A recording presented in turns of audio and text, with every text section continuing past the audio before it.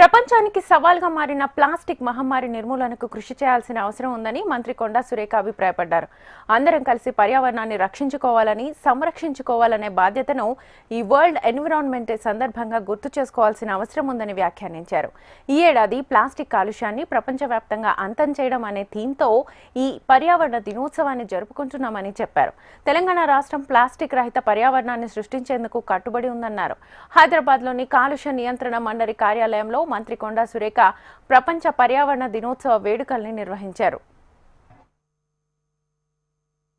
ఈరోజు ప్లాస్టిక్ అనేది the most dangerous thing. అది చూస్తే నాకు భయం వేస్తుంది. నిజంగా వాస్తవంగా చెప్పాలంటే బిఫోర్ మినిస్టర్ నేను కూడా అంత పెద్ద పట్టించుకునేదాన్ని కాదు.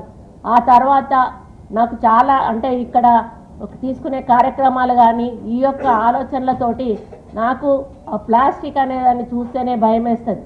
నేను అందరికీ కూడా అదే చెప్తాను, ప్లాస్టిక్ అనేది దయచేసి మీరు సింగిల్ యూజ్ ప్లాస్టిక్ని మీరు అవాయిడ్ చేయండి అని చెప్పి.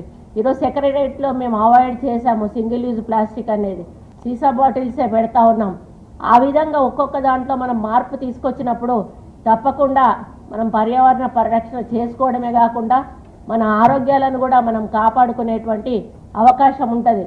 ముఖ్యంగా ఇండస్ట్రీస్ వాళ్ళు కానీ ఇంకా ఇతర దానికి సంబంధించిన వాళ్లకు నేను ఒక్కటే విజ్ఞప్తి చేస్తూ ఉన్నా, మీరు కోట్ల రూపాయలు పెడతారు, మీరు ఇండస్ట్రీస్ పెడతారు, పెట్టుబడి పెడతారు, వందలాది మందికి ఉద్యోగాలు ఇస్తారు, వాళ్ళ కుటుంబాలను నిలబెడతారు. కానీ మీరు చేసే ఒక చిన్న తప్పు వల్ల ఈరోజు పొల్యూషన్ అనేది బయటకు వచ్చి దానివల్ల అటు చుట్టుపక్కల ఉన్నటువంటి ప్రజలకు అనారోగ్యాలు వచ్చేటువంటి అవకాశం ఉంటుంది.